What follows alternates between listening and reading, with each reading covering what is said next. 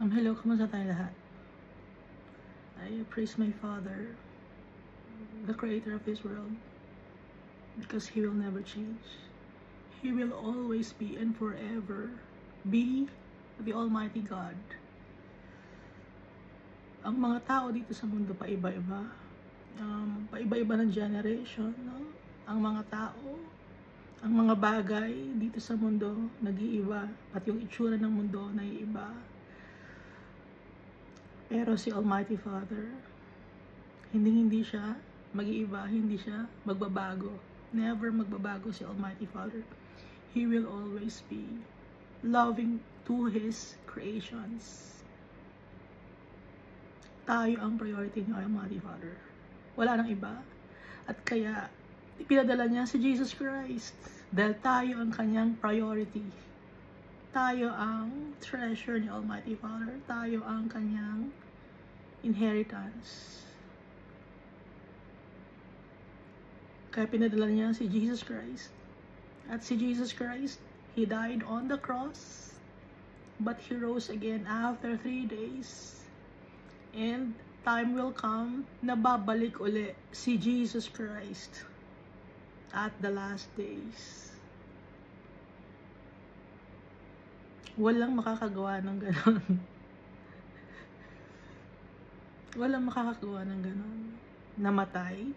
And then after 3 days na buhay. And then babalik uli after some time for the judgment of the people. Walang nakagawa nun at magkakagawa ng ganon. Sino lang? Si Jesus Christ. Kaya dapat dating papurihan si Jesus Christ. The Lamb of God. Siya yung nagsusulat ng name natin sa Book of Life. Si Jesus Christ. Inuulit-ulit ko. Siya yung kaisa-isang binigyan ni Almighty Father ng authority to judge people, to be with the people, to live with the people. Si Jesus Christ. Our Savior, our Redeemer.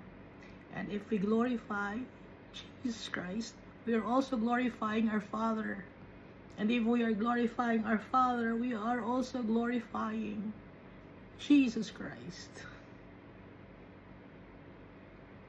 Kaya hindi nyo matatanggal si Almighty Father dito sa mundo. Hindi nyo matatanggal si Jesus Christ dito sa mundo. Kahit ano pa ang gawin ng mga tao. Dahil si Almighty Father, He is the truth. And He is full of love. Kahit na tayo ay makasalanan, pinapatawad niya tayo. At binibigyan niya tayo ng inheritance. Ano yung inheritance natin? Si Almighty Father. Mabait yung tatay natin. Ang salbahe, tayo. Dahil tayo, rebellious. Pag nagkakasala tayo, nagrebelde tayo. Pag nagsisinungaling tayo, nagrebelde tayo. Dahil hindi natin sinusunod ang utos ng tatay natin na huwag magsinungaling.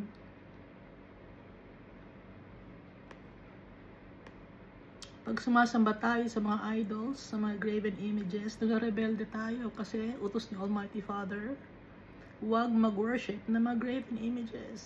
Pero hindi maintindihan ng tao, patuloy pa rin sa kanilang kasinungalingan. Si Almighty Father, He is for the truth and He wants to be worshipped in spirit and in truth.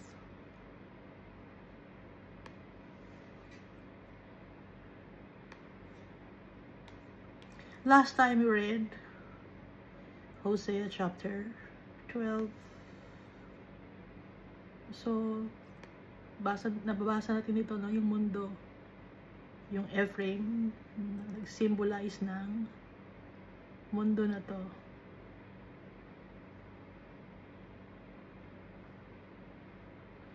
So, sa mundong ito,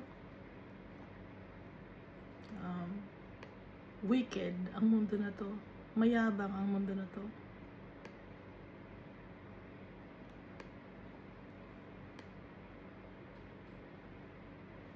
At kinukwento dito si Jacob, no?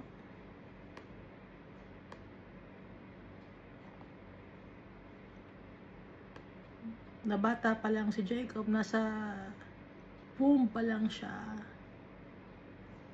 He took his brother by the heel.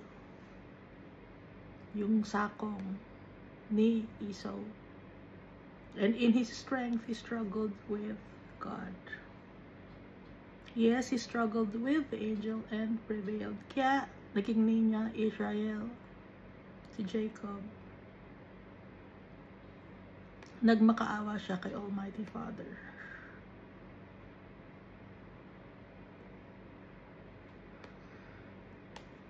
Sly si Jacob, cunning tayo, sly tayo, cunning tayo. May weakness tayo. Gaya ni Jacob. Pero ang kalakasan natin, ang tulong natin lagi ay galing kay Almighty Father. Wala tayong magagawa kung wala si Almighty Father.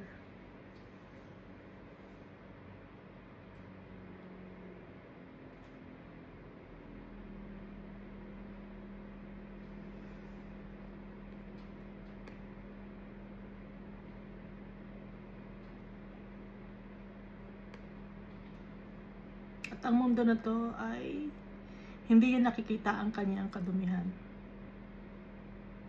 Hindi niya naiisip na siya ay nagkakasala. Dahil ang focus niya ay nandito sa mundo. Pag ang focus ng tao ay dito sa mundo, puro material gains, nawawala sa tamang path to righteousness ang mundo. Dahil isip ng isip ang mundo, or ang mga tao, no? Pag sinabing mundo, lahat ng mga tao, isip ng isip ang mga tao kung paano magkaroon ng power, fame, and fortune.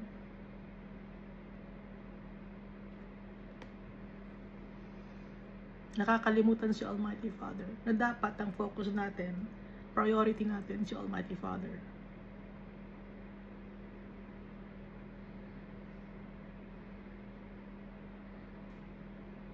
At dahil doon sa focus natin ay tatangkalin tayo ni Almighty Father ng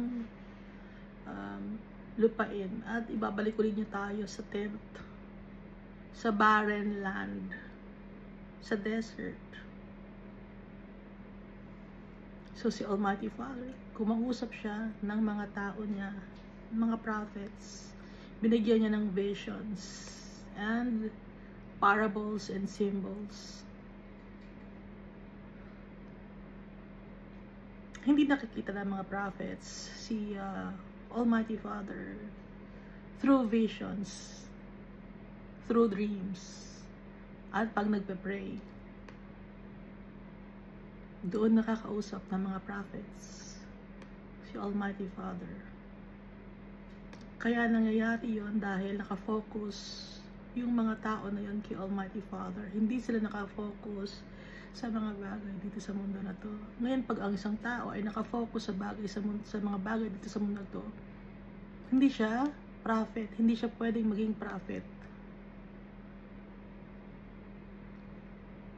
At ang isang tao, hindi niya pwedeng desisyonan ang sarili niya na siya ay prophet. Si Almighty Father lang ang nagdedesisyonan. Kahit ayaw ng tao maging prophet, kung si Almighty Father ang nagsabi, walang magagawa ang tao na yun kundi ang sumunod. Ngayon, kung isang tao gusto siya maging prophet, pero hindi naman gusto ni Almighty Father, hindi mangyayari yun. Laging si Almighty Father ang nasusunod. Dahil siya ang may-ari ng mundo na to.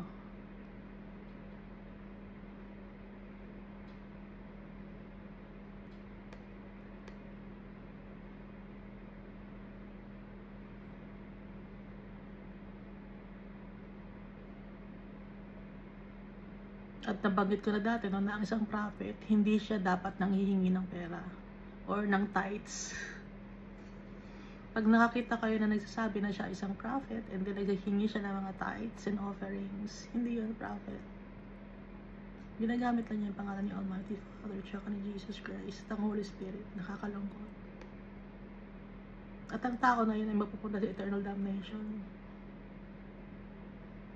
dahil nanloloko siya ng tao.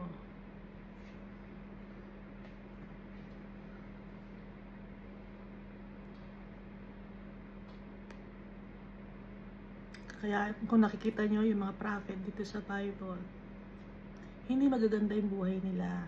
Hindi sila mayaman. Nakadikit sila kay Almighty Father. Nakatali sila kay Almighty Father. Hindi nila magagawa yung mga bagay na gusto nila. Dahil tinali nila ni Almighty Father ang kanyang mga prophet sa kanya. Kaya hindi makakahindi yung mga prophet ni Almighty Father sa kanya. Nabasa natin yan, di ba? Lahat ng mga ipinag-uutos ni Almighty Father kay Zechariah, kay Ezekiel, kay Jeremiah, kay Isaiah, pagdating dito kay Hosea. Si Jonah, hindi makakahindi. Kahit na tumakas si Jonah, hindi nakahindi. Hindi pwedeng ayaw. Pag si Almighty Father ang nagdesisyon, decisive, dahil siya ay King, the Creator of this world. Kaya kahit na tumakas si Jonah, hindi siya makakatakas. Dahil siya ang pinili ni Almighty Father. Walang takas.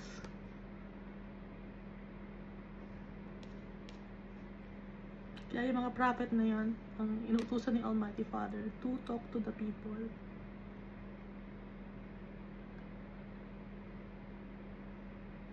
To warn the people.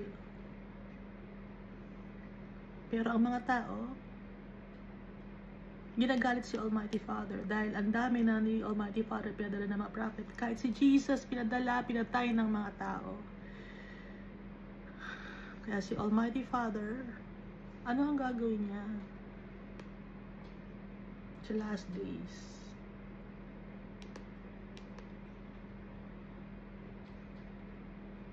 Diba yung parable of the tenants? Ganun na ganun ang mangyayari.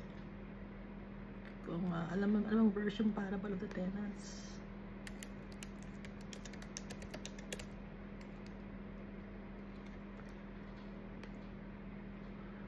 So Matthew chapter 21 verses 33 to 46.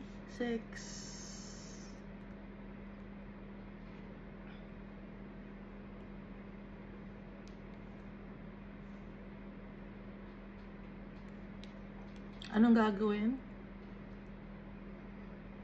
Dito sa verse 40 na tayo. When therefore the owner of the vineyard comes, what will he do to those tenants na wicked, na pinatay ang mga prophets, pinatay yung kanyang anak, yung anak ng may-ari? Ano ang gagawin?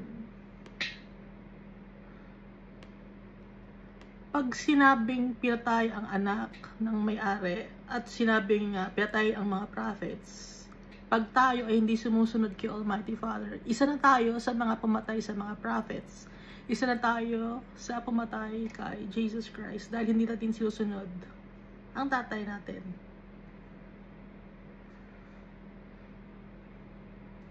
What will he do to those tenants? They said to him, he will put those wretches to a miserable death and let out the vineyard to other tenants who will give him the fruits in their seasons. Dito tayo sa New King James Version.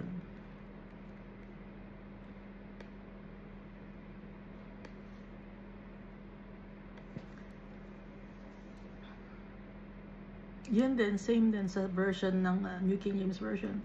They said to him, he will destroy those wicked men miserably and lease his vineyard to other vine dressers who will render to him the fruits in their seasons.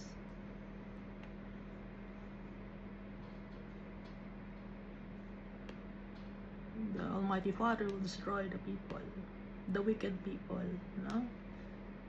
Na hindi sumunod sa contract, sa covenant. Iniba na yung covenant. Dumating na si Jesus Christ, so it's a new covenant already. Pero hindi pa rin sumunod sa new covenant or sa new contract or sa new treaty. Kaya ang mangyayari, papatayin ni Almighty Father. Yun yung kaluluwa ng mga taong to, yun dadalhin sa Hades, where there will be weeping and gnashing of teeth. So dito tayo sa Hosea chapter 13.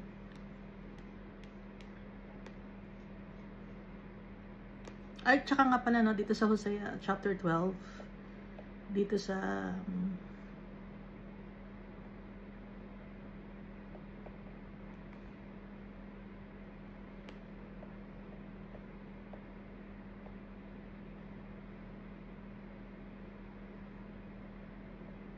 he married nag-asawa rito si Jacob.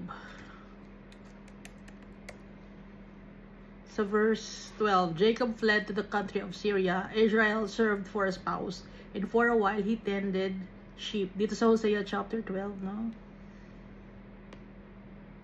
Nung una ang pangalan niya Jacob, he fled to the country of Syria kasi nga hinahanap siya ni Esau. And then Israel, pagbalik niya, Israel na siya. He served for a spouse.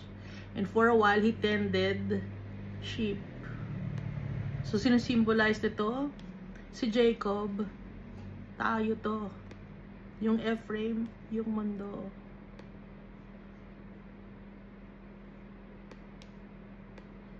So, din tayo sa Hosea chapter 13. When Ephraim spoke, trembling. Nung si Ephraim nagsalita, ang pagsasalita niya, exhilarating, breathtaking, or inspiring, nakakapanghikayat, intoxicating. Kasi hindi lang ibig sabihin ng trembling, no? Maraming ibig sabihin ng trembling. So, it's fascinating kung magsalita. Nakakapag-ignite ng passion, ibig sabihin. When Ephraim spoke, yung mundo na to, he exalted himself in Israel. Itinaas niya ang kanyang sarili. Yung mundo na to, itinaas niya ang kanyang sarili. But, when he offended through Baal worship, he died. Symbolic, di ba? Ibig sabihin nito, nung nag-worship na siya ng mga image, winorship na niya yung sarili niya, nag-worship na siya ng kayamanan sa mundo, he died.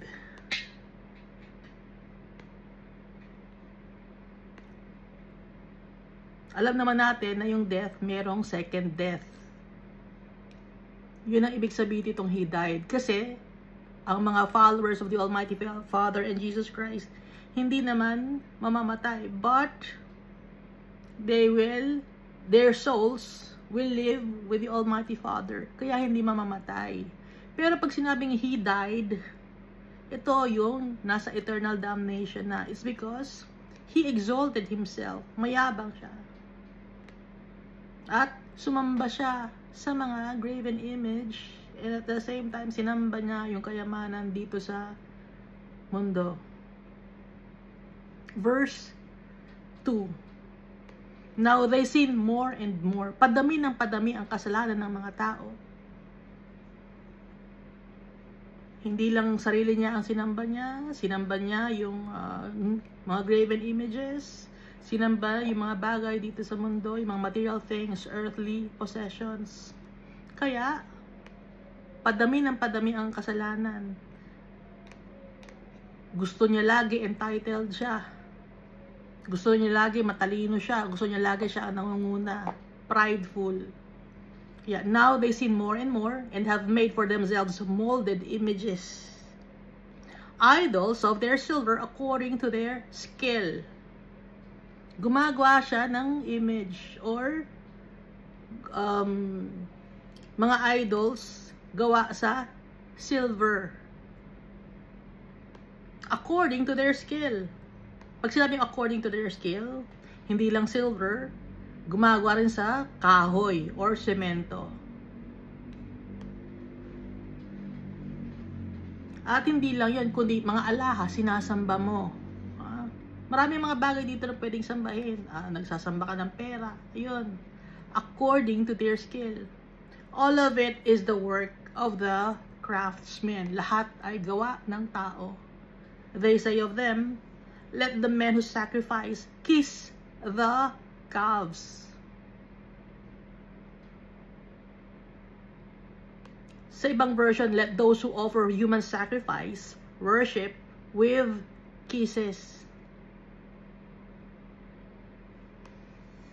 Yung mga tao na nagsasacrifice, halikan yung graven image.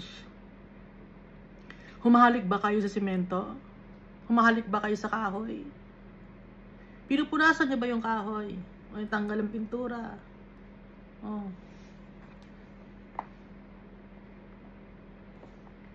Lahat ng tao humahalik dun sa kahoy na korteng tao. Kasi yung kaya binanggit ang calves dito, baka akala nyo lang ay baka, no? Pero may ibang country na sinasamba nila yung cow or calf. May ibang country, okay? Pero hindi lang ito ay cow or calf. Ano pa ito? Korteng tao.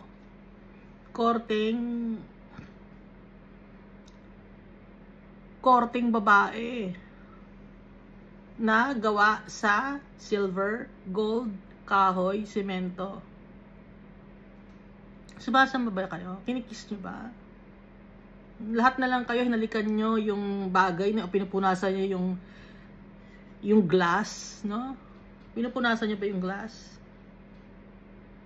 Lahat kayo, di ang dumi nun. Pupunas ka ng glass, tapos isang tao naman magpupunas ng glass.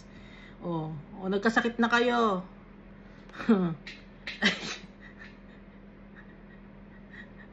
Tapos iiyak kayo kay Almighty Father, ba't kayo nagkasakit? Paano? Nahawa ka, punas ka ng punas ng kung saan-saan, halik ka ng halik sa kung ano-anong mga kahoy, simento, silver. Paano yun?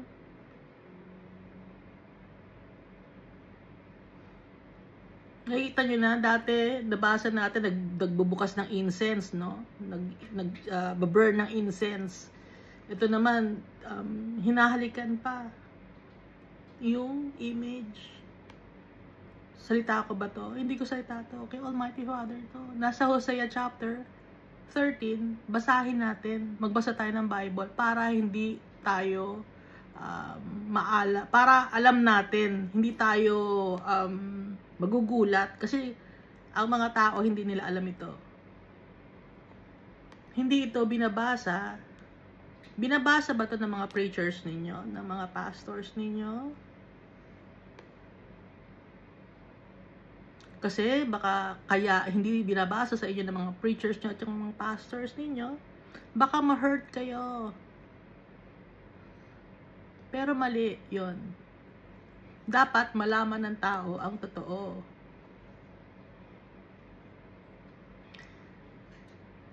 Ang mga tao kasi, baka masaktan siya, baka ma-hurt siya. Pero si Almighty Father, matagal na nating sinasaktan. Yung creator ng mundo na to, matagal na nating sinasaktan. Kaya dapat ang mga pastors, ang mga preachers, ang mga workers of the Almighty Father, sinasabi niya to sa kanilang mga nasasakupan na tao. Kung hindi mo sasabihin to, you are keeping a vital information from the people, and so those people will be thrown to eternal damnation because they don't know it. Hindi nila alam ito.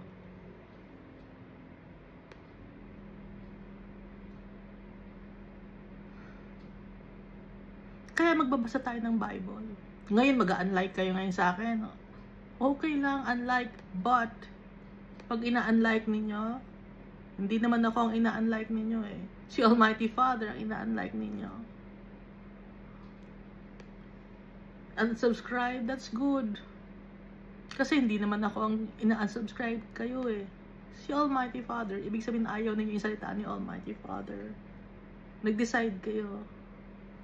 So, saan ngayon mapupunta ang kaluluwa ng taong umaayaw kay Almighty Father?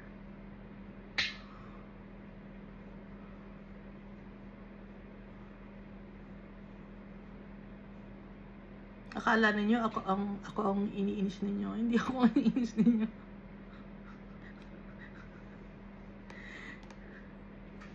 Dededicate ko lahat ito kay Almighty Father. Yung pagbabasa ko ng Bible, I'm dedicating it to my Father, to Jesus Christ, and to the Holy Spirit. And I'm thankful to my Father dahil naiintindihan ko ang kanyang mga salita. And we have the responsibility to tell it to the people.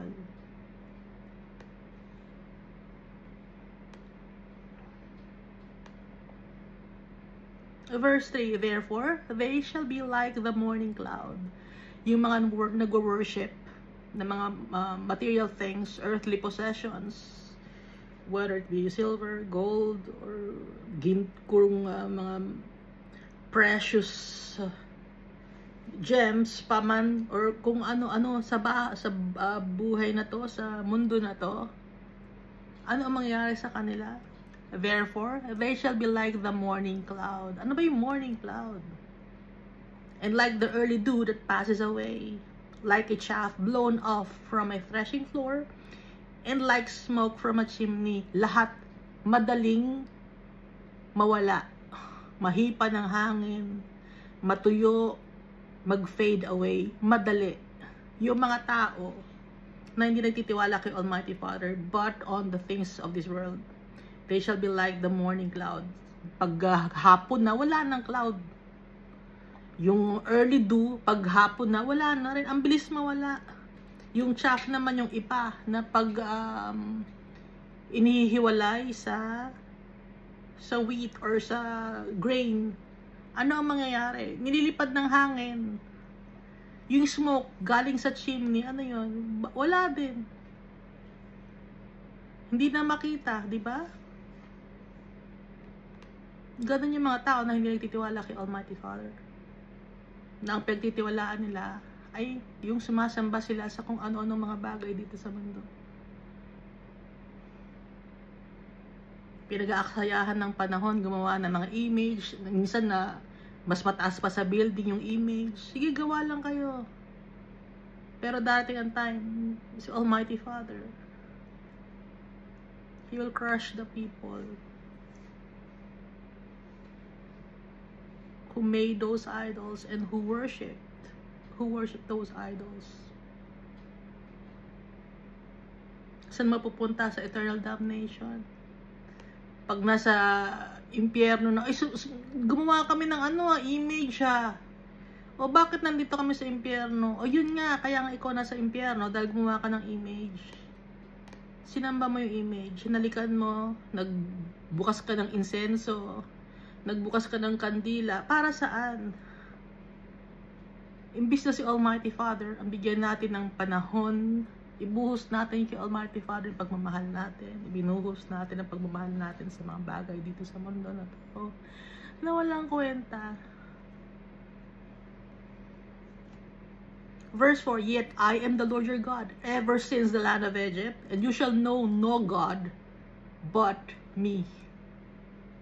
Ako lang ang Diyos. Kahit pa, simula pa, nung sa land of Egypt na, ako na yung Diyos, sabi ni Almighty Father. And you shall know no God, but wala kayong makikilalang Diyos, kundi ako. And there is no Savior besides me. Walang tagapagligtas, maliban sa akin. Sabi ni Almighty Father.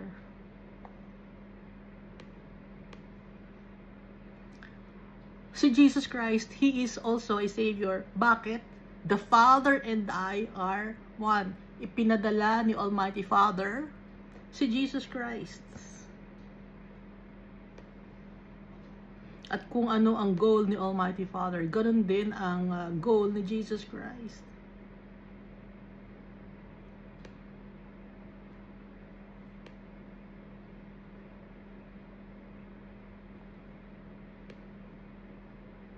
The great design of our Almighty Father. His master plan. It's wonderful. He's awesome. Verse 5. I cared for you in the wilderness, or I knew you in the wilderness. Nung time na nasa wilderness ka pa, inalagaan kita. Sabi ni Almighty Father. Wilderness means kung nung may problema ka pa, nung hindi ka pa, nung wala ka pang alam, yung parang ligaw pa ang isip mo, inalagaan kita in the land of droughts or great drought. Yung time na depleted ka ng energy, depleted ka lahat, wala ka, drought yun ng buhay ng tao. Ako ang nagkikare sa'yo, ako ang nag-alaga sa'yo. Verse 6, when they had pasture, they were filled. They were filled and their heart was exalted. Natuwa sila. When they had pasture, they were filled. Napuno, satisfied, contented. Maraming blessings na ibigay si Almighty Father. They were filled. They were filled and their heart was exalted. Natuwa sila, ang mga tao. Therefore, they forgot me. Nung ang daming blessings na nakukuha ng mga tao, ano ang nangyari? Nung binigay ni Almighty Father lahat ng kahilingan ng mga tao, ano ang nangyari? Kinalimutan si Almighty Father. Nagkasala ang mga tao. Yumabang ang mga tao. Hindi lang kayo, ako din. Pare-pareho tayo. Lahat tayo. Pantay-pantay tayo. Hindi ko tinatanggal ang sarili ko dito. Nagpapasalamat ako kay Almighty Father. Ibinalik niya ako.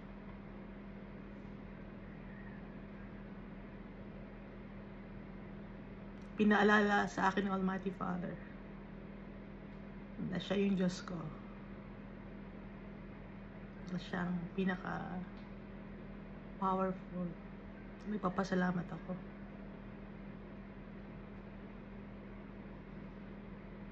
Kaya dapat lagi nating maalala yung tatay natin. Dahil si Almighty Father lahat ang nagbibigay ng blessing sa atin. Yung mga bagay na hindi naman natin hinihiling or nire-request kay Almighty Father pero binibigay niya. Napakabuti ni Almighty Father. Pero hindi natin siya dapat kalimutan. Dahil pag kinalimutan natin siya, ano mangyayari? This is verse 7. So I will be to them like a lion, like a leopard, by the road I will lurk. Pag kinalimutan natin si Almighty Father, kung kayo ba, kalimutan ba kayo? Anong mararamdaman ninyo? Si Almighty Father pa kaya? Na siya ang nag-create sa atin.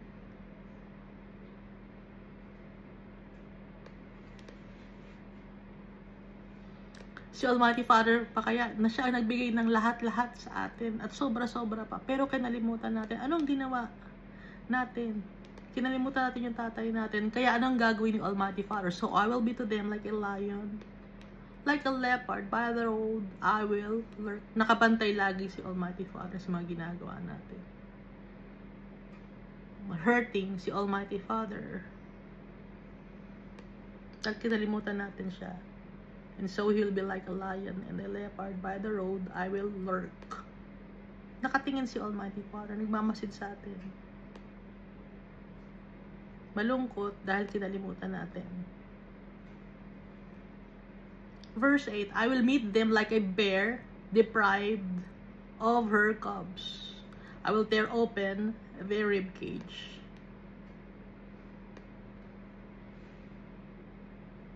Parang isang bear na tinanggalan ng kanyang mga anak.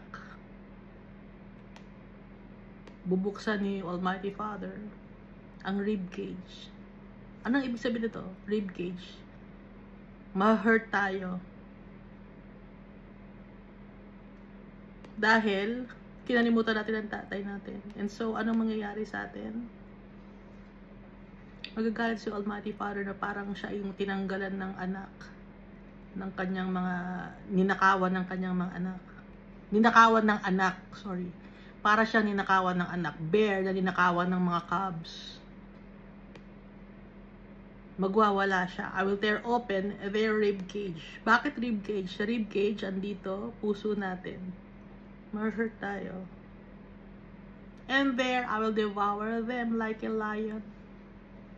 The wild beast shall tear them. Kaya nga, di ba pag pinagalitan tayo ni Almighty Father, durog tayo.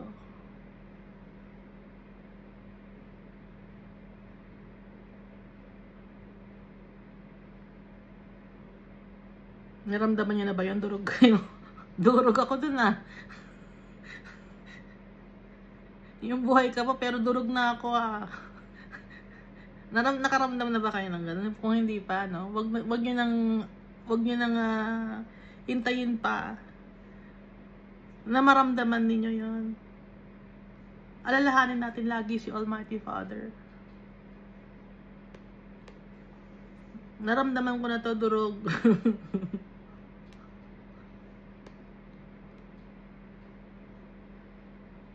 Tinuruan din ako ni Almighty Father. Kaya, huwag nyo nang kalimutan si Almighty Father para hindi kayo masaktan.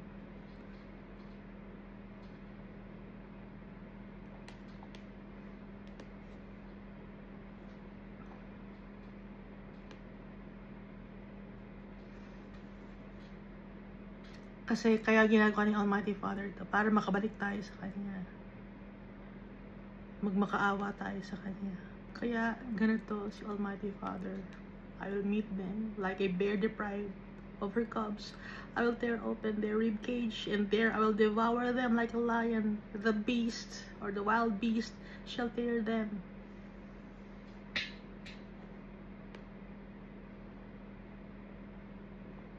O Israel,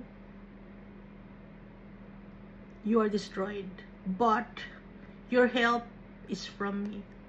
Durug ka, sira ka, Israel, mga tao, no? Pero yung ako lang ang makakatulong sa iyo, sabi ni Almighty Father, and so it is true. Si Almighty Father lang makakatulong sa atin. Kaya pag binibigyan tayo ng blessings ng Almighty Father, huwag natin siyang kakalimutan. Dahil pag kinalimutan natin siya, naging rebellious tayo, nagkasala tayo, ginamit natin yung mga blessings niya sa mga maling paraan, dudurugin tayo ni Almighty Father. Huwag na nating antayin yun. Huwag yun na antayin yun. Tapos na ako dito. Kaya, kayo, ha? Tapos na ako. Baka sabihin nyo, bakit tapos na ako dito. Ayoko na. Ayoko na. Tapos na ako, no? Ito sa... Napakasakit. Yung pain na hindi mo na malilimutan. Kaya, sinishare ko sa inyo na sundin natin si Almighty Father. Dahil na-experience ko na yung pain and sufferings.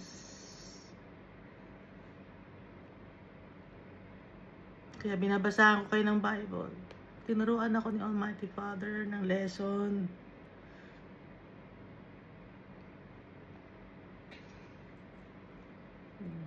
Durog ako. Hindi lang durog. Gumagapang pa. At yung tulong, manggagaling pa rin kay Almighty Father. Siya lang ang makakapag-heal sa atin. Dahil sinira natin yung sarili natin. Hindi naman gusto ni Almighty Father. Nasaktan tayo. Pero dahil para bumalik tayo sa Kanya dahil kinalimutan natin siya.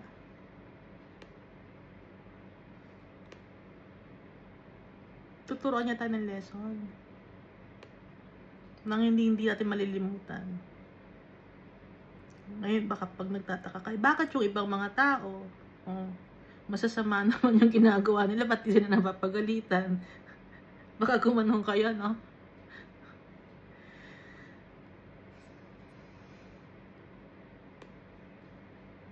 Sa tingin ninyo, Kay Almighty Father ba sila o hindi? Kung hindi sila kay Almighty Father, hindi ganun ang gagawin ni Almighty Father. At sa tingin ba ninyo, hindi sila nakakaranas ng pain and sufferings?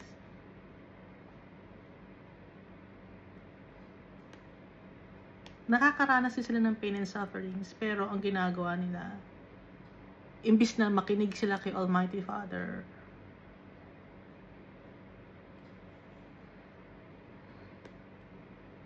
may mga ginagawa silang bagay na dun sila kumakapit. Ano yung mga yon? Mga bagay sa mundo na to, yun ang kinakapitan nila. Ngayon, meron ba yung guarantee? Meron ba yung profit? Or magandang investment ba yung ginagawa nila? Hindi. Kasi in the long run, saan mapupunta ang kanilang mga souls? Ngayon, kung tayo ay takot kay Almighty Father, hindi tayo sa mga bagay o material things hahawak. Hahawak tayo sa tatay natin. Hihingi natin ang tulong ni Almighty Father.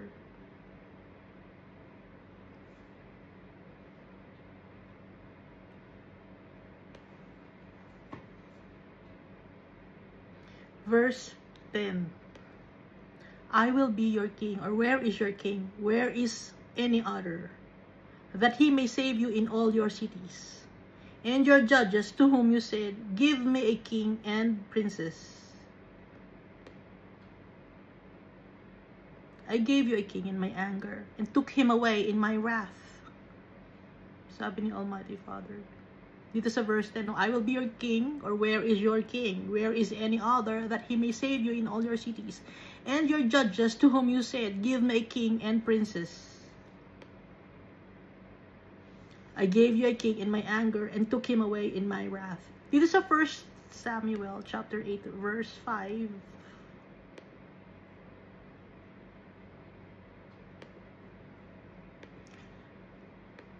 Noong time kasi nang nawala na si Joshua, di ba si Moses, and then si Joshua na wala nang pumalit.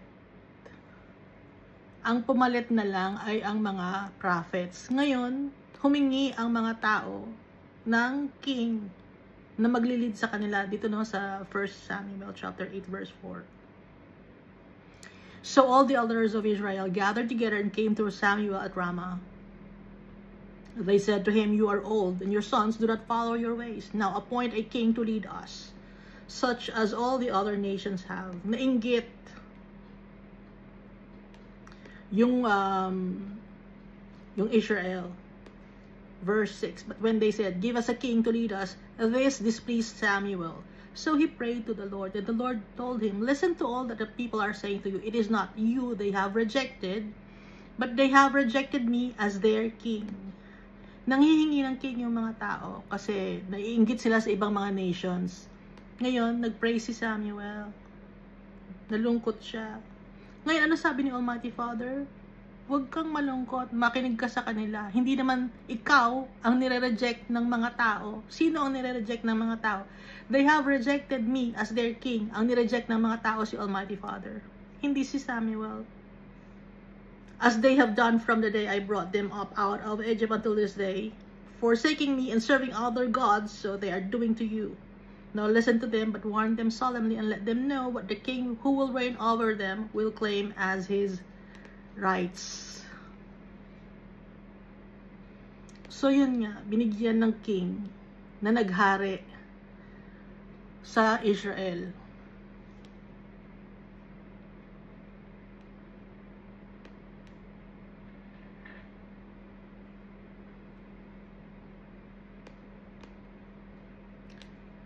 So, nung nagkaroon ng king, ano ang nangyari ngayon?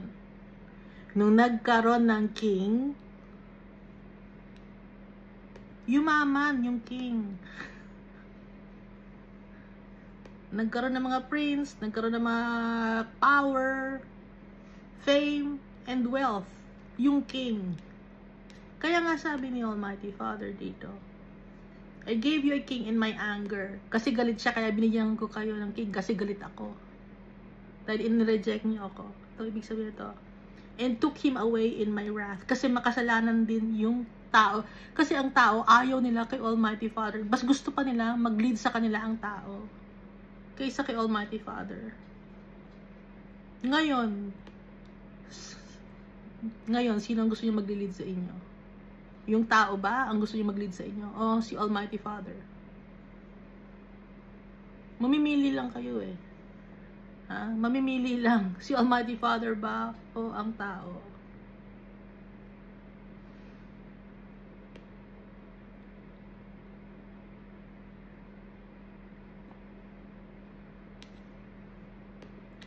Yung mga religious organization niyo, no? Yung mga preachers nyo, yung mga pastors niyo, yung mga leaders niyo, parang mga hari, no? Tapos kailangan nyo magbigay ng tithes. Ano yun? Weekly nyo ba kayo nagbibigay ng tithes? Kahit hindi naman Levites, nanghingi ng tithes sa inyo. Tapos parang hari, kung umasta, yung mga religious leaders ninyo. Tapos kayo naman, aligagang-aligagang. Kung darating si pastor, ganyan, si preacher, ganyan, no, kailangan malinis ang bahay, kailangan maayos. Bakit?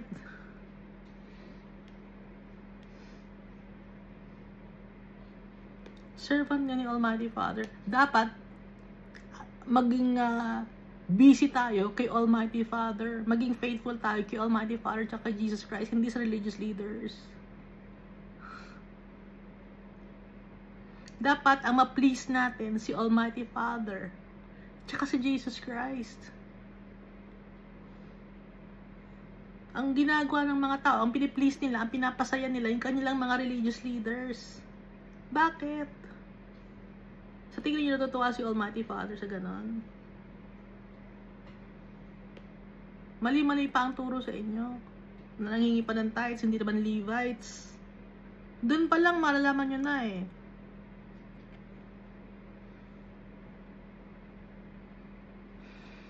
Hindi sa inyo na-explain.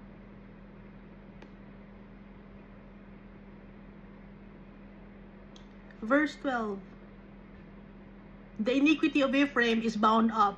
His sin is stored up. Padami ng padami ang kasalanan. Kadumihan ni Ephraim o ng mundo na to. Di ba nabasa natin habang niluluto, lumalaki yung leavened bread? Saan ba natin binasa yon? Hosea ba yon? Lumalaki yung bread. Yung kasalanan ng mundo. Padami ng padami. Verse 13, the sorrows of a woman in childbirth shall come upon him. He is an unwise son. Bakit unwise na sinasabi? Kasi ang wisest decision na gagawin natin sa tanang buhay natin, sa buong buhay natin, ang wisest decision is to choose our Father. To choose Jesus Christ. Yun ang pinaka-wisest decision magagawa natin. Kaya nga binanggit dito, he is an unwise son. Dahil hindi niya pinili si Almighty Father. Ang ginawa niya, patuloy siyang gumawa ng kasalanan. Patuloy na nag-worship ng mga graven images. Patuloy na nag-worship ng mga material things.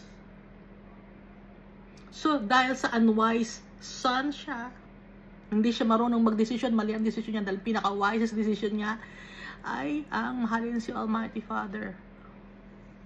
Ano ngayon ang mangyari sa kanya? For he should not stay long where children are born. Hindi siya dapat matagal mabuhay sa mundo. Kaya ang buhay ngayon ng tao, simula nung after the Great Flood, ano na ang buhay ng tao? 120 years na lang ang maximum. Dahil, for he should not stay long where children are born. Hindi siya dapat tumagal pa sa mundo na to. Bakit? Dahil puro kasalanan lang ang gagawin niya. Binigyan na tayo ng time hanggang 120 years. Time yon para magsisi na tayo. Yun ang maximum. Pero hindi pa rin. Ayaw yung tao, matigas ang ulo. Baka sabihin, hindi kasi umabot ng 120. Salvation is now. Bakit pa aantayin mo na mag-120 ka? Ngayon na. Hindi ba pwede now na? Hanggat malakas pa tayo, kaya pa natin paglingkuran si Almighty Father. Aantayin mo pa ba yung hindi ka na makagalaw? or hindi mo na mapagsilbihan si Almighty Father para makapag-share ka ng salita ng Diyos? Verse 14, I will ransom them from the power of the grave. I will redeem them from death. Sabi ni Almighty Father. O death, where is your punishment? I will be your plagues. O Sheol or grave, where is your sting? I will be your destruction. Pity is hidden from my eyes. Nabanggit ito, di ba? O death, I will be your plagues. O grave, where is your sting? Or I will be your destruction. Mababasa natin to, no? Sa 1 Corinthians chapter 15. Asa na ba yun? 1 Corinthians chapter 15. 1 Corinthians chapter 15:50. Tungkol sa victory. Our final victory. Si Almighty Father ang mag-ransom sa atin sa grave or sa kamatayan. He will redeem us from death. Kaya wala nang sting ang death.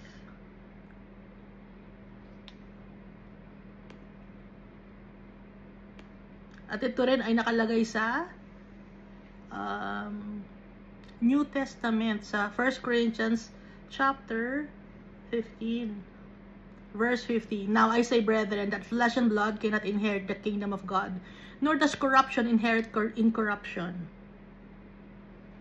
Hindi pwede na makapag-inherit or makapasok sa kingdom ni Almighty Father yung flesh and blood kasi madumi. Nor does corruption inherit incorruption. Hindi pwedeng magsama yung corruption at incorruption. Naintindihan ninyo? Flesh and blood cannot inherit the kingdom of God. Intindihan natin mabuti, ha? Flesh and blood cannot inherit the kingdom of God, nor does corruption inherit incorruption. Behold, I'll tell you a mystery. We shall not all sleep, but we shall all be changed in a moment, in the twinkling of an eye, at the last trumpet. For the trumpet will sound, and the dead will be raised incorruptible, and we shall be changed. For this corruptible must put on incorruption, and this mortal must put on immortality.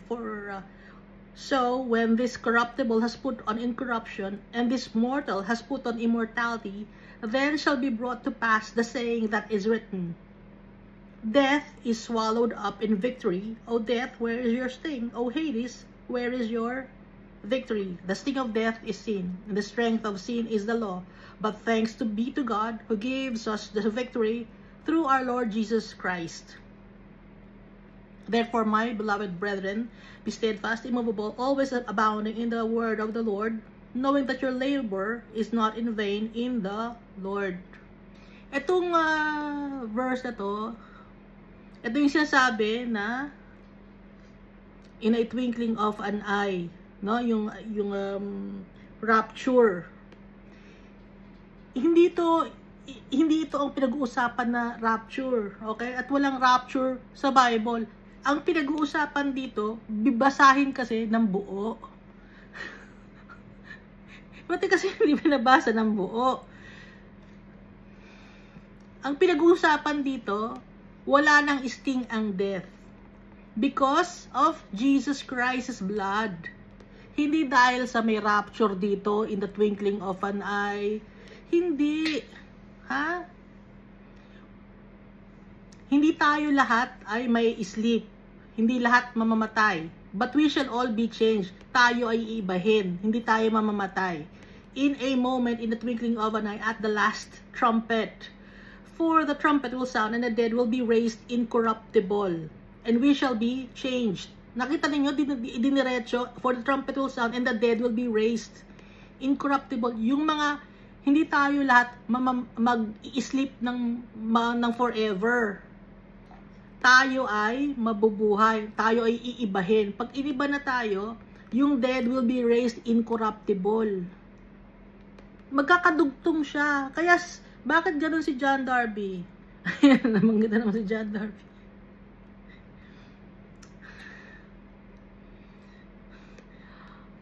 Walang rapture.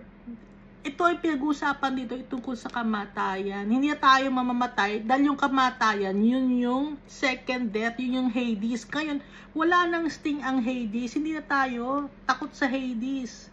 Bakit? Hindi tayo mapupunta ng Hades dahil nagtiwala tayo at nagtitiwala tayo kay Jesus Christ. Kaya dahil kay Jesus Christ, wala nang sting ang death. Okay? Hindi ito dahil sa ito yung rapture na kuha na kayo ng isang verse lang tapos idudugtong nyo sa isang verse pa para makabuo kayo ng bagong kwento. Hindi. Hindi ganon. Buong context. Babasahin natin. Ano?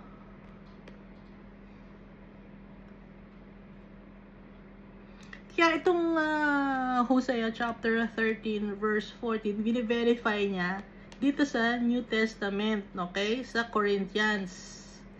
Sa 1 Corinthians.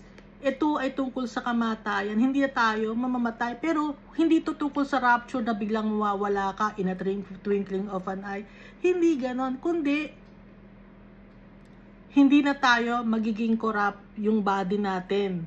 At saka yung kaluluwa natin, dahil yung soul natin mapupunta na sa tatay natin. Hindi na tayo matatakot sa death or Hades. Dahil wala nang sting yon. Hindi tayo mapupunta doon dahil titiwala tayo kay Jesus Christ. At yung babaguhin yung katawan natin. Diba ang isang tao, pag namatay na, iniiwan na niya yung kanyang lumang body. Kaya nga yung flesh and blood cannot inherit the kingdom of God. Hindi pwede yung flesh and blood natin mapunta sa kingdom of God. Hindi pwedeng, baka sabihin nyo, umakyat yung katawan dahil nagkaroon ng rapture, umakyat yung katawan na iwan mga damit. Hindi pwede kasi flesh and blood cannot inherit the kingdom of God. Nakita nyo na? So mali yung kwento ni John Darby, ha? Mali yung rapture. Kasi ang rapture, mawawala ka yung katawan mo, pero yung damit mo may iwan, ganon. Hindi nga pwede, nakalagay nga dito bandang una o sa verse 50, flesh and blood cannot inherit the kingdom of God. So, paano ka mapupunta yung katawan mo sa heaven na cannot inherit the kingdom of God nga? Naiintindihan ninyo? Kaya kung magbabasa tayo ng Bible, buong konteksto, kung mas maganda, buong chapter, buong buong book, basahin. Hindi lang kukuha lang ng isa. Kukuha lang ng isang verse, tapos ididikit sa isa pang verse, tapos ididikit pa sa isang verse. Nakagawa na ng ibang istorya. Hindi ganon.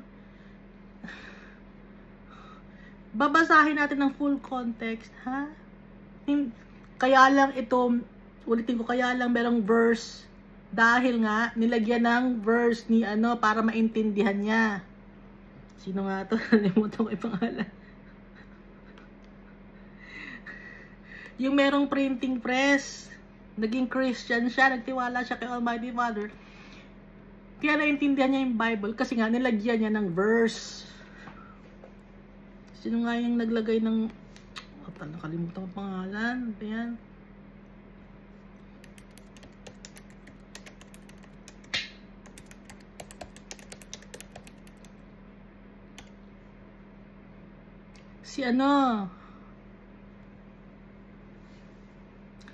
Si Robert S. Chin. Okay? Si Robert S. Chin. Nalagyan niya ng verse para maintindihan niya. Naging Christian siya. Nagtiwala siya kay Almighty Father. Dati, hindi siya nagtitiwala kay Almighty Father. Meron siyang mga graven images. Si Robert S. Chin. Ngayon, habang nagpiprint siya ng Bible, kasi siya yung kinuhang printing press ng isang religious organization, siya yung kinuhang printing press. Ngayon, habang piniprint niya, binabasa niya, ngayon nalagyan niya ng verse, naging Christian siya. O, tingnan nyo. Kaya, pag magbabasa ng Bible, hindi lang verse, kundi buong konteksto, nilagyan lang ng verse ni Robert S. Chin para lang maintindihan niya. Okay? At para malaman kung saan kukunin or matandaan. Kung saan sinabi ni Almighty Father, Ano palatandaan yon, okay? Ituloy natin verse 14. So wala nang sting ang death. Kasi nga, dahil kay Almighty Father, tinanggal na niya yung sting ng death. Sa pamamagitan ni Jesus Christ, nung si Jesus Christ ay naipako sa cross and He resurrected, after 3 days, wala nang sting ang death. Ipinakita sa atin sa New Covenant. Wala nang sting. Tingnan mo, nabuhay si Jesus Christ. Kaya tayo, mabubuhay din tayo.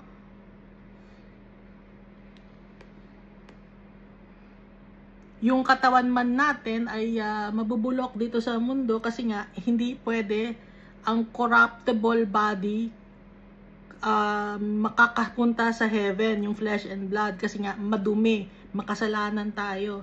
Si Jesus Christ lang ang pwede dahil si Jesus Christ never nagkasala. Yun ang difference. Never nagkasala si Jesus Christ, and at the same time, Son of God, Son of Man. At siya yung napako sa krus. Hindi natin magagaya yung ginawa ni Jesus Christ, yung nangyari kay Jesus Christ. Walang makakagaya nun. At babalik si Jesus Christ. Si Elijah hindi na makakabalik. Nung umalis si Elijah, hindi naman namatay kasi si Elijah tsaka si Enoch. Si Enoch kinuha ni Almighty Father. Si Elijah sumama sa chariot. Kasi ayaw na ni Elijah sa mundo. Pero hindi na sila pababain ni Almighty Father. Sino lang ang babalik? Si Jesus Christ.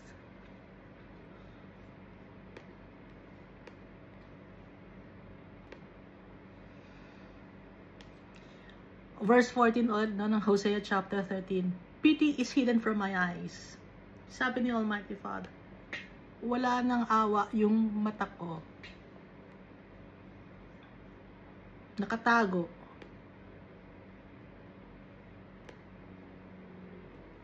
Though he is fruitful among his brethren, an east wind shall come. Kaya nga fruitful among his brethren, ito ay si Ephraim, dahil yung pangalan niya means fruitful and productive. At saka, ang Ephraim is ang mundong ito. No? An east wind shall come. The wind of the Lord shall come up from the wilderness. Galing sa wilderness. Then his spring shall become dry. Dahil magpapadala si Almighty Father, paparusahan niya ang mundo na to. Hindi na siya magiging fruitful. And his fountain shall be dried up. He shall plunder the treasury of every desirable prize. Bakit nagkagano na ipaplunder niya ang treasury of every desirable prize? Hindi na siya masasatisfied. Never na siya masasatisfied. Discontentment. Na kahit meron siya, kahit maraming fruits, no, nakukuha siya. Pero, kaya sinasabing shall become dry and shall be dried up yung fountain niya, pating spring niya. Kasi nga, hindi siya masasatisfied. Kahit gano'n na kadami, meron siyang pera, gano'n ang tao. Kahit gano'n na kadami, hindi pa rin masatisfied. May hinanap at hinahanap pa rin. Kaya dito nakalagay, he shall plunder the treasury of every desirable prize. Hanap ng mga bagay na makakapagpasaya sa kanya. Dahil ang tunay na makapagpapasaya sa atin, makakapagbigay ng peace sa atin, si Almighty Father. Ngayon, ang mundo na to, gawa ng mga policy, gawa ng mga imbento, kung ano-ano para lang sumaya, hindi sasaya. Bakit? Dahil ang mundo na to, kinalimutan si Almighty Father. At hindi magkakaroon ng peace ang mundo na to. Hanggat hindi si Almighty Father, si Jesus Christ ang naghahari. Dahil ang tao makasalanan.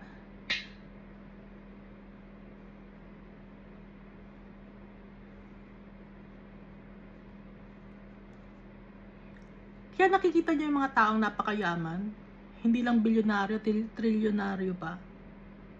Payaman pa rin ng payaman ang ginagawa sa buhay. Hindi kasi siya masatisfied. At kahit gano'n ang ginagawa niya, napayaman siya ng payaman, walang nangyayari sa buhay niya. Hindi pa rin siya masaya.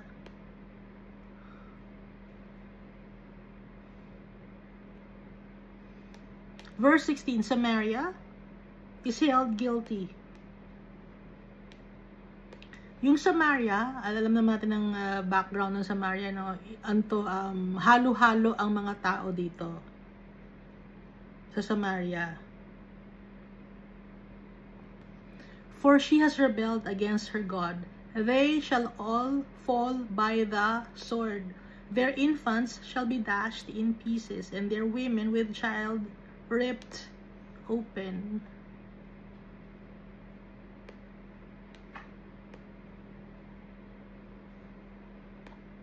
Yung Samaria, ito pa rin yung mga tao sa mundo. Guilty. Dahil nagrebelde tayo sa Diyos natin, tayo ay mapaparusahan. Yung mga anak ay madudurog, shall be dashed in pieces, and their women with child ripped open.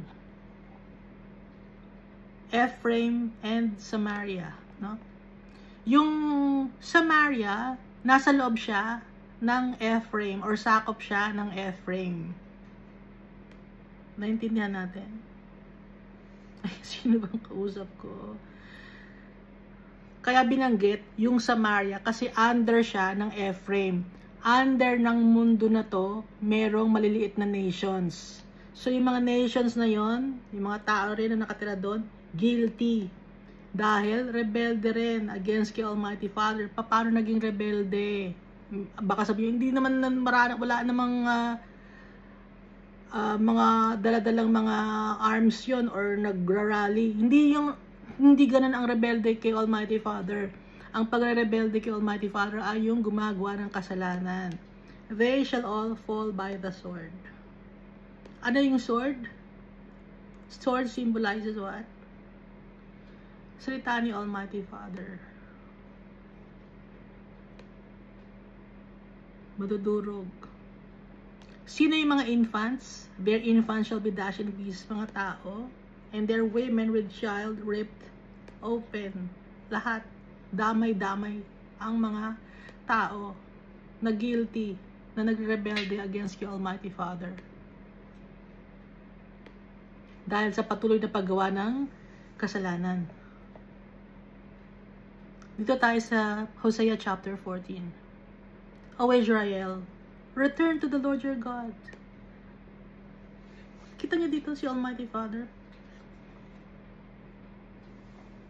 Bumalik na kayo kay Almighty Father. Nakalagay ito, O Israel, return to the Lord your God. Bumalik na. For you have stumbled because of your iniquity. Dahil kaya ka nasira ang buhay mo. Dahil sa iyong kasalanan. Dahil sa kagagawan mo. Dahil sa mga maling desisyon na ginawa mo. Kaya ka nakanda loko-loko ang buhay mo. Dahil sa iyo rin. Ikaw rin ang may kasalanan. Kaya bumalik ka na kay Almighty Father. Sabi dito. Verse 2. Take words with you and return to the Lord. Say to him, take away all iniquity, receive us graciously, for we will offer the sacrifices of our lips. Magpakumbaba ka, take words with you, and return to the Lord. Say to him, take away all our iniquity. Lord, patawaran niyo po, Lord, kami sa aming mga kasalanan. Tanggapin niyo po, Lord, kami, dahil alam namin na mabuti ka. And for we will offer the sacrifices of our lips. We will worship our Father. Ito, ibig sabihin ito, sa verse 2 ng Hosea chapter 14. Patawarin mo kami, Almighty Father. Tanggapin mo kami. Bumabalik kami sa iyo. At ikaw ay aming pinupuri at pinasasalamatan at sinasamba. Yun ang binibigay namin sa iyo, yung sacrifices of our lips. Sacrifice of our lips na galing sa puso namin. Verse 3, Assyria shall not save us. Acknowledge. Ito, no? Assyria shall not save us. We will not ride on horses, nor will we say anymore to the work of our hands, you are our gods. For in you, the fatherless finds mercy. I-acknowledge natin na walang makakapagligtas sa atin, kundi si Almighty Father lang. At saka si Jesus Christ. Magpapakumbaba tayo. We will not ride on horses. Bababa tayo sa high horse. Nor will we say anymore to the work of our hands, you are our gods. Hindi na kami sasamba sa mga gawa ng kamay namin or sa mga material things or earthly possessions. For in you, the fatherless finds mercy. Dahil sa you, Almighty Father, nakakakuha ng awa or justice ang mga taong walang nagpoprotekta sa kanila. Yun ang ibig sabihin ng for in you, the fatherless finds mercy. Dahil pag sinabing fatherless, walang nagpoprotekta sa tao na yon. Dahil alam naman natin, pag ang isang bata ay fatherless or orphan or widow, vulnerable, walang protection na nakukuha from anyone. Sino lang ang makakapag-protect? Si Almighty Father. Kaya, for in you, the fatherless finds mercy. Verse 4, I will heal their backsliding, I will love them freely, for my anger has turned away from him. Ito naman ang sagot ni Almighty Father. Gagamutin ko siya at mamahalin ko siya ng buong buo. I will love them freely, for my anger has turned away from him. Nawawala ang galit ko. Mawawala ang galit ng Almighty Father sa atin. Magpapakumbaba tayo. Pupurihin natin ang tatay natin, pasasalamatan natin siya, i-acknowledge natin yung kasalanan natin, aaminin natin. Verse 5, I will be like the dew to Israel. He shall grow like the lily, and lengthen his roots like Lebanon. Sabi ni Almighty Father. Bakit I will be like a dew to Israel? Yung dew, no? Alam niyo ba yung dew? Yung pag umaga, di ba, pag may tubig sa mga dahon, parang may hope, no? Or dawning, no? He shall grow like the lily. Lily means ano? Lalaki siya at bubulaklak siya gaya ng lily. Kasi yung lily, gusto niya ng araw. At saka, head in the sun, feet in the shade. Ganon. I-bless ni Almighty Father. He shall grow like the lily.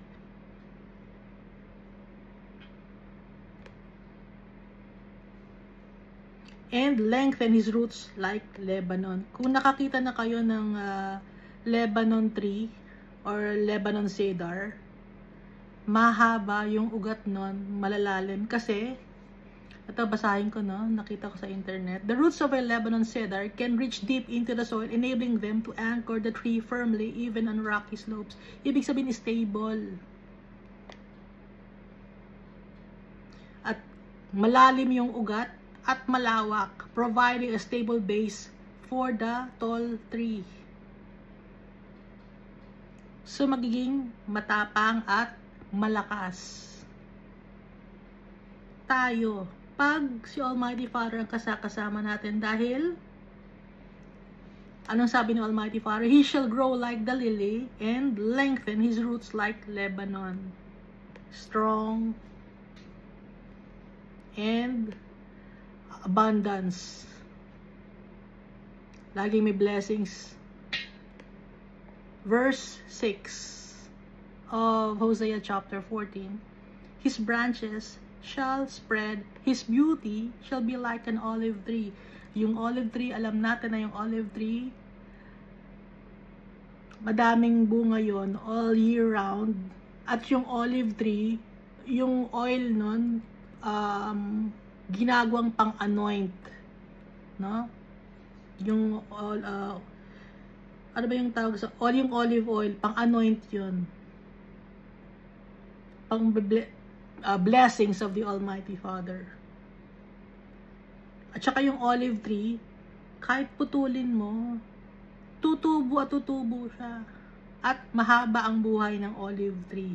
Kaya nga binanggit dito, his branches shall spread like the branches of Lebanon cedar, and his beauty shall be like an olive tree, and his fragrance like Lebanon. At yung fragrance like Lebanon or cedar tree, kasi yung Lebanon or cedar tree, meron siyang natural fragrance and an unmistakable and enveloping aroma. This is due to the presence of essential oils in the wood that give off a pleasantly fresh and balsamic scent.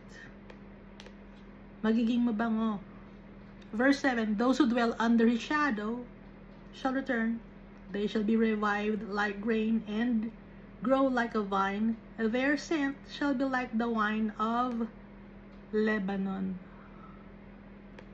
Very distinct. Ang magtao, pag nagtiwala kay Almighty Father, pag humingi ng tawad at bumalik kay Almighty Father, ano mangyayari sa kanya? Yung fragrance niya, mabango. At saka, yung root niya, malalim, stable na siya. Natuto na siya. At saka, marami siyang mga fruits dahil ang olive tree, all year round, maraming fruits. Maraming bunga. At grow like a vine pa. Lumalawak pa yung kanyang network. Their remembrance or scent shall be like the wine of Lebanon. Maalala pa siya. Very distinct pa ang quality niya. Magiging kakaiba siya sa mga taong iba kung nagtitiwala siya kay Almighty Father. Ganun ang mangyayari sa kanya. Ibe-bless ni Almighty Father. Verse 8, Ephraim shall say, what have I to do any more with idols? I have heard and observed him. I am like a green cypress tree. Your fruit is found in me. Sasabihin ngayon ng mundo, what have I to do anymore with idols? Bakit pa ako sasamba sa mga idols? Sabi ng mundo, kung babalik ang mundo kay Almighty Father.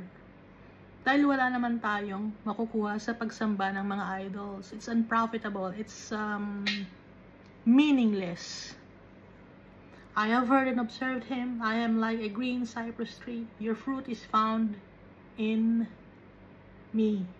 Sabi ni Almighty Father, yung fruit ay galing or manggagaling kay Almighty Father. Sa Kanya manggagaling. Sa Kanya natin makukuha ang fruit. Dahil ang sabi ni Almighty Father, si Ephraim, ano nang gagawin ko sa mga idols? Wala namang kakwenta-kwenta. I have heard and observed him, sabi ni Almighty Father. I am like a green cypress tree. Yung cypress tree, malaki yon. Malawak yung mga branches. Tas malawak din yung, kahit isang puno lang siya, malaki yung cypress tree. Your fruit is found in me. Sabi ni Almighty Father. Verse 9, who is wise? Sinong magaling sa wise decision making? Let him understand these things. Hayaan mong maintindihan niya itong mga bagay na to. Who is prudent? Prudent means intelligent or alert, cautious, judicious or maganda ang judgment. Let him know them, for the ways of the Lord are right. The righteous walk in them, but the transgressors stumble in them.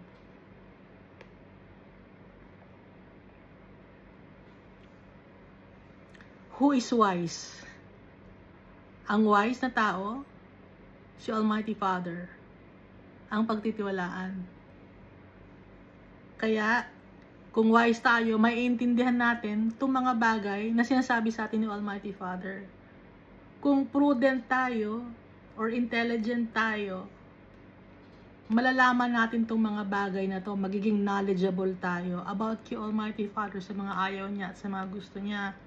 For the ways of the Lord are right. Lahat ng mga ways ni Almighty Father ay tama. Dahil ang ways ni Almighty Father is for us to be with Him, to claim our birthright, to claim our inheritance. Our inheritance is our Almighty Father. The righteous walk in them. Sa ways ni Almighty Father, doon naglalakad ang mga tao na righteous. But the transgressors stumble in them. Yung mga taong matitigas ang ulo, yung mga ayaw sumunod kay Almighty Father, natutumba sila o nadadapa sila sa ways of the Almighty Father.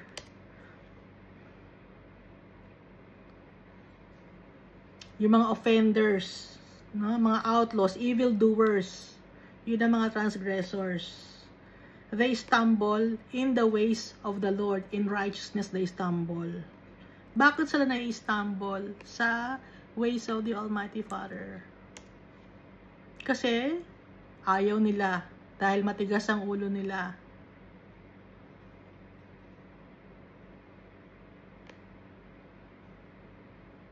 Hindi sila marunong ng right judgment. Yung mga evildoers, hindi marunong ng right judgment, hindi makaintindi. Ngayon tayo, dahil anak tayo ni Almighty Father, naiintindihan natin siya. Kilala natin siya. At pag kilala natin ang tatay natin, ibig sabihin, binigyan niya tayo ng wisdom. Hindi tayo mismo ang merong wisdom, kundi yung wisdom ibinigay sa atin ni Almighty Father. Kaya natin siya kilala dahil siya ang pumili sa atin. Naintindihan niyo? Ngayon, yung mga transgressors, wala silang wisdom. Wala silang knowledge.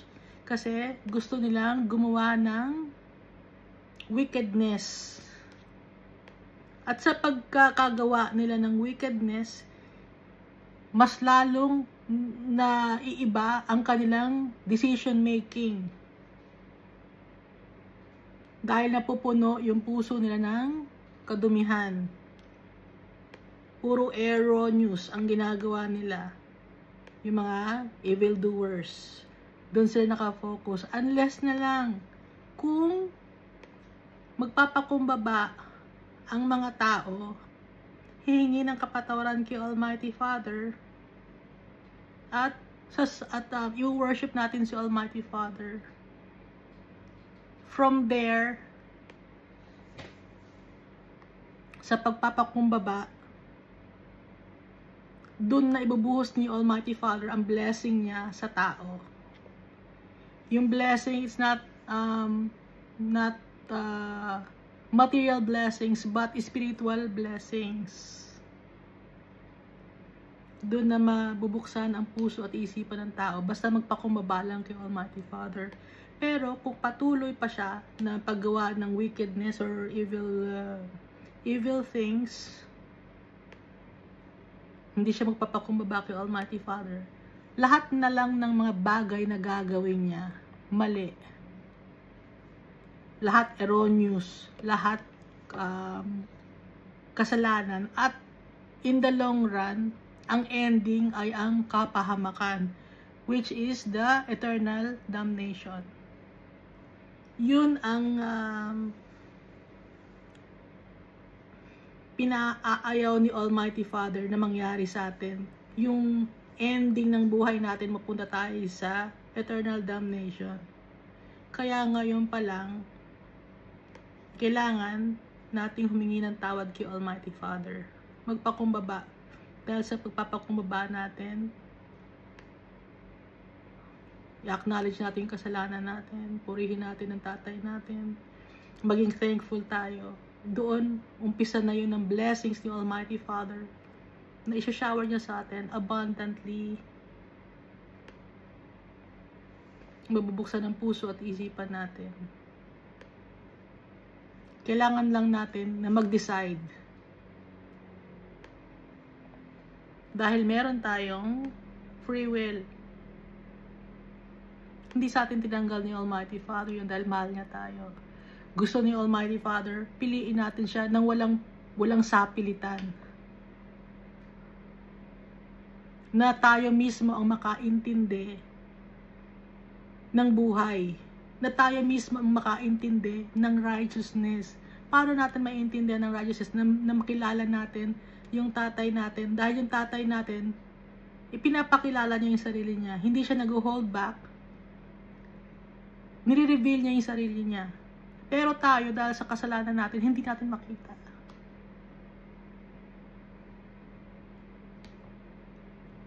So, ang kailangan natin, one step. Anong step yun? Magpakumbaba kay Almighty Father. Pag nagpakumbaba tayo kay Almighty Father, accept natin or acknowledge our sins, doon na mag-start yung blessings ng Almighty Father. We will be fulfilled and satisfied.